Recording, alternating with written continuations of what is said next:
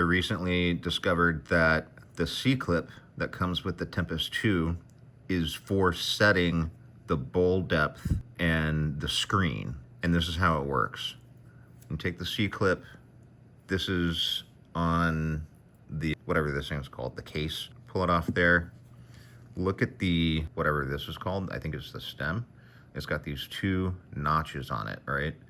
I use the smallest bowl size, so I'm gonna use the top notch, slide this little guy on there, okay? Now it can't go up and down. Take your screen and put it right on top, whoops, and then take the bowl and carefully stick it over the screen, and then you're gonna use this to control how deep it goes. A little tube should have also come with your device.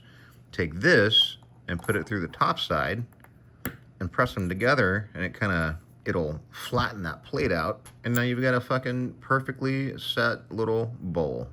That's what it's for, and that's how you use it. If you want a bigger bowl, put it on the other one. It's, oh my God, that's so much easier than what I've been doing.